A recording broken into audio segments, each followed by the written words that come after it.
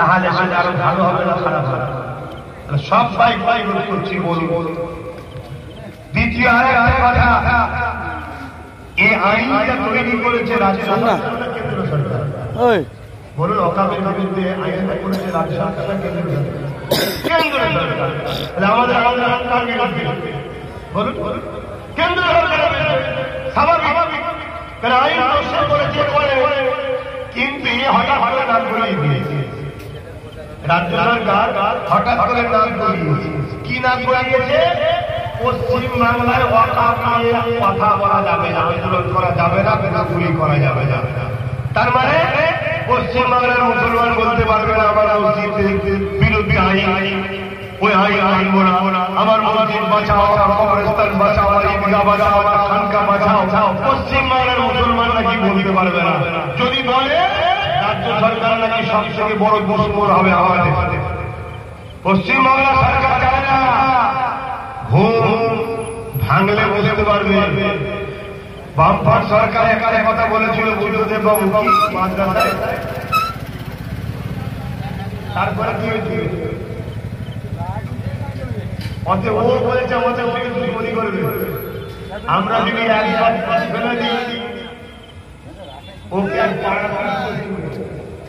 শুনছেন না? শুনে কিন্তু দুঃখের বিষয় আজ আমার অনেক ইমাম ভাইরা, আলেম ভাইরা, ভালো ভালো ঘরের ছেলেরা এত বড় কথা বলার পর এর বিরোধী দূরের কথা এখন এর পাঁচে তাহলে মুসলমান এক ধরনের না দুই ধরনের, আলেম এক ধরনের না দুই ধরনের।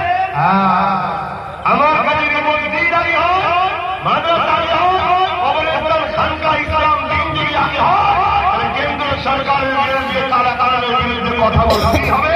পাশাপাশি রাজ্য সরকার যে না করিয়েছে ও যতক্ষণ না ক্ষমা চাই তোর বিরুদ্ধে ও ক্ষমা চাইলে আর এ ক্ষমা যদি না চায়, এ না করিয়েছে, এর পরও যদি কেউ দালালি করে জানতে হবে ও মোল্লা মলি সাহেব সে যে হারাম হারাম ছাড়া জিতা দিতে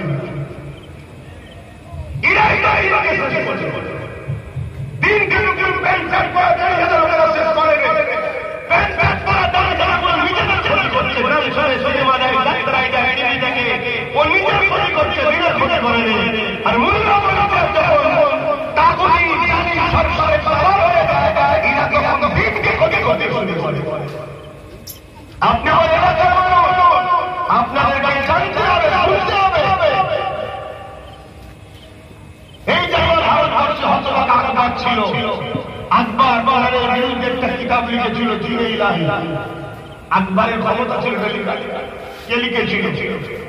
আকবর অর্থ দিয়ে একজন আলেমকে খরিদ করেছে, তাদের অর্থ দিয়েছে, তারা বসে বসে জিনে ইলাহি লিখেছে।